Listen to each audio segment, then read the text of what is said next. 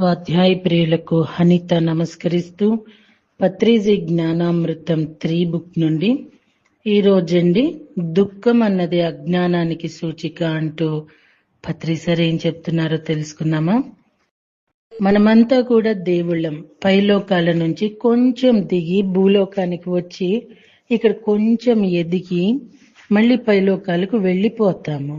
ఆకాశంలో విహరించే ఒకానొక మేఘం క్రిందికి దిగి వచ్చి ఒకానొక చెరువులా మారినప్పుడు అక్కడ మేఘంలోనూ ఇక్కడ చెరువులోనూ నీరే ఉన్నట్లు దైవంతో నిండిన మనం పైలోకాల్లో ఉన్నప్పుడు మనమే, భూలోకంలోనూ ఉన్నప్పుడు మనమే.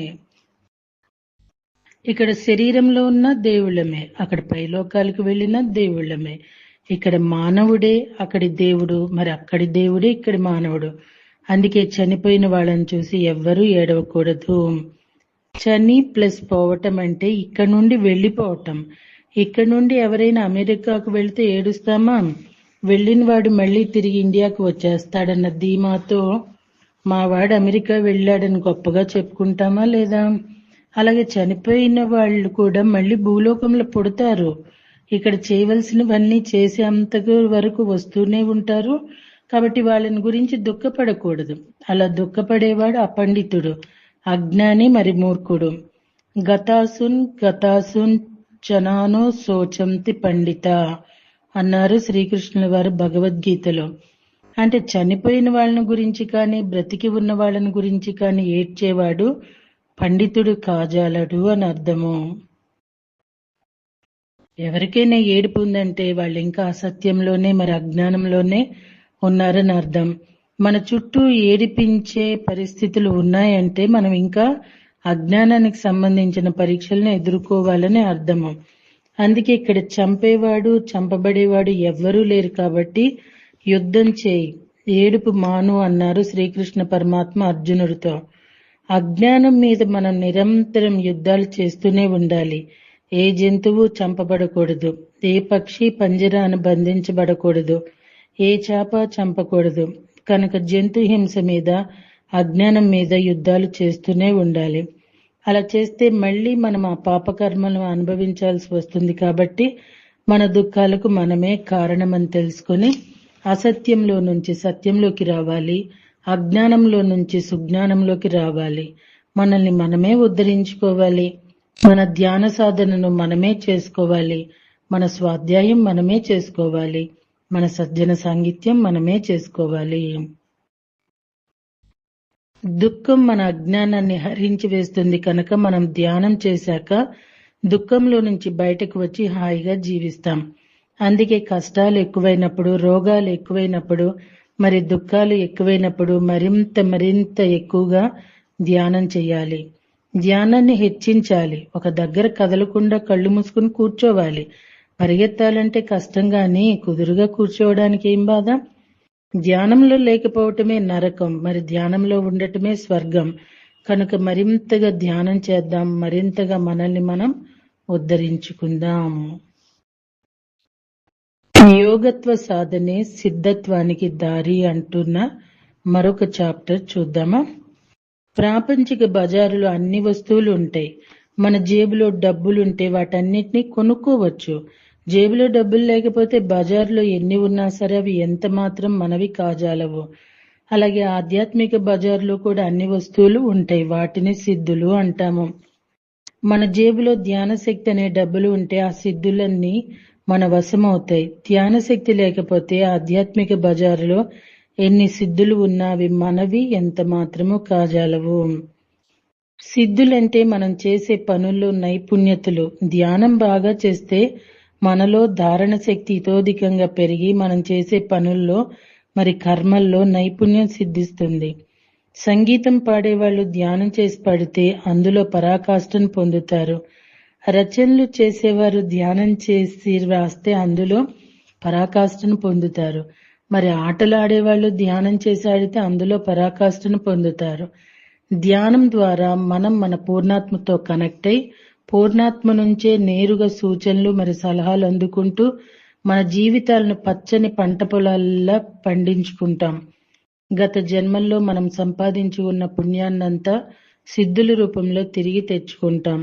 భారతరత్న పండిట్ బిస్మిల్లా ఖాన్ గారు తమ గత జన్మల్లోనే షహనాయి వాయించడంలో గొప్ప నిష్ణాతులు. ఈ జన్మలో దానిని సంగీత సిద్ధిగా పొంది ధ్యాన సాధన చేస్తూ అందులో పరాకాష్ఠను పొందారు. లియోనార్డో డా వించి ప్రపంచ ప్రఖ్యాతిగాంచిన చిత్రకారుడు. రోమ్లో మరి వాటికన్లో అన్నీ ఆయన చిత్రాలే ఉంటాయి. ఆయన పెయింటింగ్ సాధనతో పాటు ధ్యాన సాధన కూడా చేశారు కాబట్టి తన రంగంలో పరాకాష్ఠను సాధించారు. జాతిపిత మహాత్మా గాంధీజీ గారు భారతదేశ స్వాతంత్ర్యం కోసం అలుపెరగని పోరాటం చేసిన యోధులు. వారికి అంతటి కార్యశూరత, పోరాట పట్టిమ మరి సిద్ధత్వం కేవలం ధ్యాన సాధన ద్వారానే వచ్చాయి. మంగళంపల్లి బాలమురళీకృష్ణ గారు గొప్ప సంగీత విద్వాంసులు. వారు 5 ఏళ్ల చిన్న బాలుడిగా ఉన్నప్పుడే సంగీత కచేరీలు చేశారు. వారు తమ గత జన్మల్లోనే గొప్పగా సంగీత సాధన చేశారు. ఈ సిద్ధత్వంతో పుట్టి ఈ జన్మలో తమ ధ్యాన సాధన ద్వారా సంగీతంలో పరాకాష్ఠను సాధించారు. రమణ మహర్షి గారికి 14 ఏళ్ల వయసులోనే, అంటే 7వ తరగతిలో ఉన్నప్పుడే నేనెవరు అన్న ప్రశ్న వచ్చింది.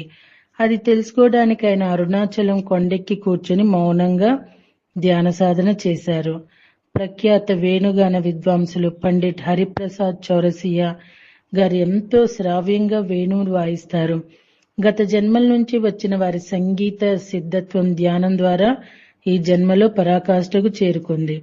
ఇలా ప్రపంచంలో ఏ రంగంలో ఎవరైనా సరే నెంబర్ 1గా ఉన్నారు అంటే ఖచ్చితంగా సిద్ధత్వం వాళ్లకు గత జన్మల నుంచి వచ్చింది అయి ఉంటుంది. ఆ తర్వాత ఏకాగ్రతతో కూడిన ధ్యాన సాధన ద్వారా అది పరాకాష్ఠకు చేరుకుంటుంది. నేను కర్నూలులో ఉద్యోగం చేస్తూ ఉన్నప్పుడు కర్ణాటక సంగీతం నేర్చుకోవాలన్న కోరికతో సంగీత కళానిధి పద్మవిభూషణ్ డాక్టర్ శ్రీ పాద పినాకపాణి గారి దగ్గరికి వెళ్ళాను.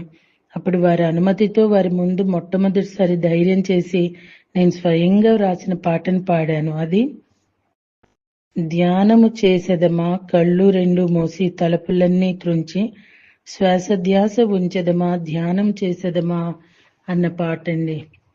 అది వినివారు నీవు హిందుస్థానీ సంగీతం కూడా నేర్చుకున్నావా అన్నారు ఆశ్చర్యంగా. అలా నేను గత జన్మల్లో నేను హిందుస్థానీ గాయకుడిని తెలుసుకున్నాను. నేను గత జన్మల్లోనే గొప్ప ధ్యాన సాధన చేసి నా దివ్య చక్షును ఉత్తేజితం చేసుకున్నాను. సూక్ష్మ శరీరయానం చేసి లోకాలన్నీ తిరిగి వచ్చేశాను. ఆ ధ్యాన సిద్ధితో ఈ జన్మలో ధ్యాన ప్రచారం చేసి అందరికీ సత్యాన్ని బోధించటమే నా పనిని తెలుసుకున్నాను. అందుకే ఆయా జన్మల్లో నేను నేర్చుకున్న సంగీతాన్ని ధ్యానానికి జోడిస్తూ ధ్యాన ప్రచారం చేసుకుంటున్నాను. చాలా మంది ధ్యానం చేయమంటే అదేదో టైం వేస్ట్ వ్యవహారంలో తలిచి మీరు కూడా గంటలు ఎందుకు ధ్యానం చేస్తారు, మీకేమన్నా పిచ్చి పట్టిందా అని తిడతారు. నిజానికి ధ్యానం చేసి నేను నాకు ఉన్న పిచ్చిని వదలగొట్టుకున్నాను. అలాగే ఈ ప్రపంచంలో ఉన్న అందరూ ఏదో ఒక రోజు ధ్యానం చేసి తమ పిచ్చిని వదులుకొట్టుకోవలసిందే. యోగత్వ సాధనే సిద్ధత్వానికి దారి కనుక అందరం ధ్యానం చేద్దాం. మనలోని జన్మల సిద్ధత్వాన్ని వెలికి తెచ్చుకుందాము. మరొక చాప్టర్ అండి, సప్త జ్ఞాన భూమికలు. జ్ఞానంలో 7 స్థితులు ఉన్నాయి. వీటినే సప్త జ్ఞాన భూమికలు అంటాం. 1 శుభేచ్ఛ, విచారణ, తనుమానసం, సత్తపత్తి, అసంశక్తి, పదార్థ భావని, తుర్యం అనేవే సప్త జ్ఞాన భూమికలు. శుభేచ్ఛ, నాకు బ్రహ్మ జ్ఞానం కావాలి అన్న ఇచ్ఛ, నేను శాశ్వత దుఃఖరాహిత్య పదవి పొందాలి అన్న తీవ్ర ఆకాంక్ష. విచారణ, బ్రహ్మజ్ఞాన ప్రాప్తి ఏ విధంగా పొందాలి అన్న మీమాంస. బ్రహ్మజ్ఞాన ప్రాప్తి విధానం ధ్యానం, స్వాధ్యాయం, సజ్జన సాంగిత్యం అని తెలుసుకోవటం. తనుమానసం, ఇంకా విచారణ ద్వారా సాధన మార్గం తెలుసుకున్నాం కనుక తత్ సాధనలో నిమగ్నమై ఉండటమే తనుమానసం. అంటే తత్ సాధనలో నిమగ్నలై ఉండటమే అంటే ధ్యాన, స్వాధ్యాయ, సజ్జన సాంగిత్యాలకు ఏ రోజు విఘ్నం లేకుండా గడపటం, అదే తనుమానసం. సత్వపతి, శుద్ధ సాత్వికం సాధించటమే సత్వపతి. అంటే ఇప్పుడు తమోగుణం, రజోగుణం అన్నవి పూర్తిగా శూన్యమైన స్థితి. ఇక మిగిలింది శుద్ధ సాత్వికమే. తమోగుణం అంటే సోమరితనం, రజోగుణం అంటే నాకు తెలుసు అనే అధికార దర్పం.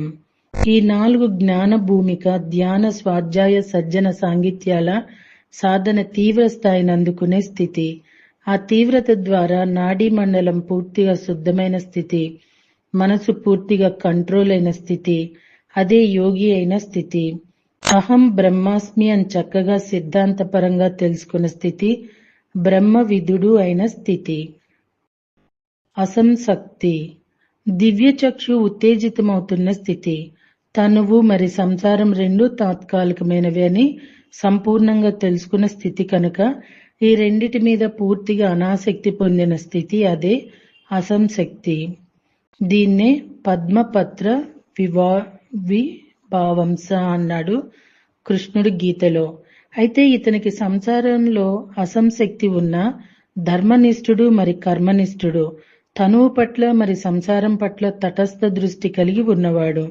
దివ్యచక్షు ఉత్తేజితమైంది కనుక సత్యద్రష్ట కాబోతున్నాడు కనుక పూర్తిగా దాని మీదే ఆసక్తిని, ఏకాగ్రతను నిలిపినవాడు. ఇదే అసంశక్తి. ఇతనినే బ్రహ్మ విద్వరుడు అంటాము. పదార్థ భావని అంటే ద్విచక్షువుని క్షుణ్ణంగా ఉపయోగించుకున్నవాడు, ప్రతి పదము యొక్క అర్థంలో, ప్రతి వస్తువు యొక్క భావంలో ప్రత్యక్షంగా నివసిస్తున్నవాడు. అంటే బ్రహ్మ విద్వరీయుడు అయిన స్థితి. ఇదే సిద్ధ స్థితి, ఇదే సవికల్ప సమాధి స్థితి కూడా. అంటే ఎన్నో సమాధానాలు దొరికినా ఇంకా కొద్దిగా సంశయాలున్న స్థితి. తురియం, ఇది మానవుని యొక్క పూర్ణ వికాస స్థితి. సిద్ధుడు, బుద్ధుడైన స్థితి. అందరినీ యోగులుగా, సిద్ధులుగా, బుద్ధులుగా మలచటానికి కంకణం కట్టుకున్న తత్ పరిశ్రమలో పూర్తిగా నిమగ్నమై ఉన్న వాళ్ళనే బుద్ధుళ్ళు అంటాము. ఇదే సహస్రదళ కమలం, ఇదే 1000 పడగల పాము. ఒక్కొక్క మనిషిని యోగిగా మలిచినప్పుడల్లా సహస్రదళ కమలంలో ఒక్కొక్క రేకు విచ్చుకుంటుంది. ఇతనినే బ్రహ్మ విద్వరిష్ఠుడు అంటాము. తురియం అంటే సర్వసామాన్యమైన జాగృత, స్వప్న, సుషుప్త స్థితులను దాటినవాడు. తురియ అంటే మూడింటిని దాటిన అని అర్థము. అంటే నిర్వికల్ప సమాధి స్థితికి చేరుకున్న స్థితి. సమాధి అంటే సమాధానాలు తెలుసుకున్న స్థితి. నిర్వికల్ప సమాధి అంటే ఏ సందేహాలు, ఏ సంశయాలు లేని స్థితి. పర్ఫెక్ట్ మాస్టర్స్ అంటూ పత్రిజీ చెప్తున్నారు. మనం మన ఇంటి నుంచి స్కూల్కి వచ్చినట్లు పైలోకాల నుంచి ఈ భూమండలానికి వచ్చాము. స్కూల్లో ఇది నా బెంచి, ఇది నా కుర్చీ, ఇది నా రూము అంటే కుదరదు. అవన్నీ మా ఇంటికి తీసుకుని వెళ్తానంటే కుదురుతుందా? ఇక్కడ కూడా అంతే.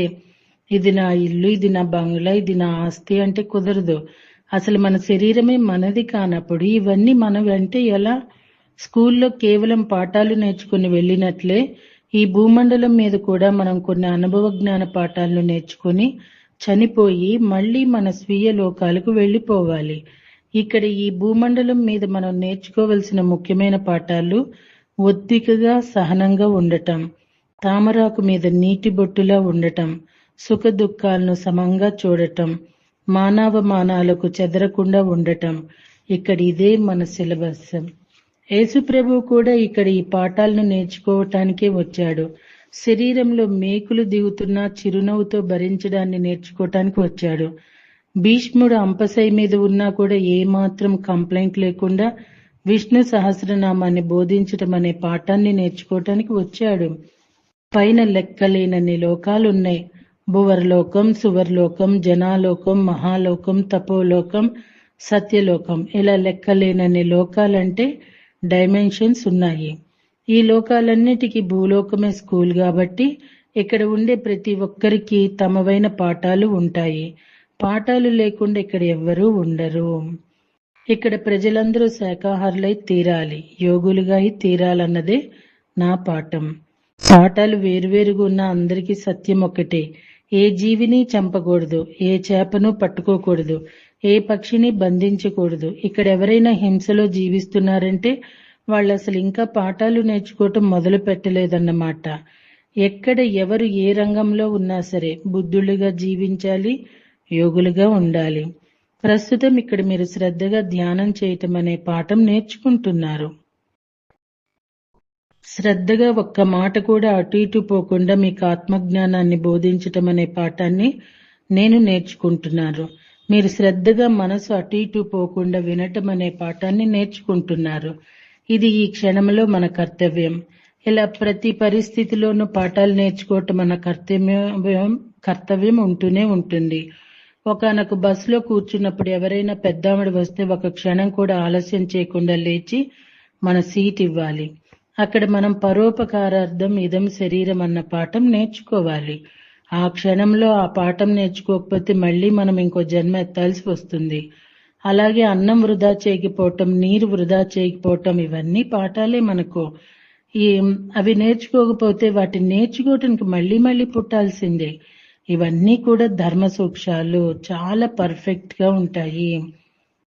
మనుష్యాణం సహస్రేషు కశ్చిత్ యతతి సిద్ధయే అంటూ భగవద్గీత శ్లోకంలో శ్రీకృష్ణుల వారు వేల కొద్ది మనుషుల్లో కొంతమంది పర్ఫెక్షన్ కోసం ప్రయత్నిస్తారు. అలా ప్రయత్నించిన వారిలో కొంతమంది పర్ఫెక్ట్ అవుతారని చెప్పారు. అలా పర్ఫెక్ట్ అయిన వారినే నేను పిరమిడ్ మాస్టర్స్ అంటాను. పిరమిడ్ మాస్టర్స్ ఒక్క క్షణం కూడా సమయాన్ని వృధా చేయరు. ఒక్క రూపాయి కూడా వృధాగా ఖర్చు పెట్టరు. మరి ఒక్క మాట కూడా వృధాగా మాట్లాడరు. అందుకే వాళ్ళంతా కూడా ఈ భూమి మీద ఉన్న పర్ఫెక్ట్ మాస్టర్స్. నిజంగానండి, పత్రి సార్ జ్ఞానము చదువుతున్నా వింటున్నా అది ఎంతో తేలికగా అనిపిస్తుంది మాస్టర్స్. మిగతా బుక్స్ కి పత్రి సార్ పుస్తకాలకి నాకు తెలిసిన వేరియేషన్ ఇది ఒక లైట్ బాడీ అంటాం చూడండి, ఎంతో ఈజీగా హ్యాపీగా ఏదో రిలాక్స్ గా ఒక ప్రశాంతంగా అనిపిస్తూ ఉంటది పత్రి సార్ నాలెడ్జ్ అదంతా. మరి నాకేనా మీకు కూడా అంటారా? శక్తి వినిమయం అంటూ రేపటి రోజున తెలుసుకుందామా? Thank you.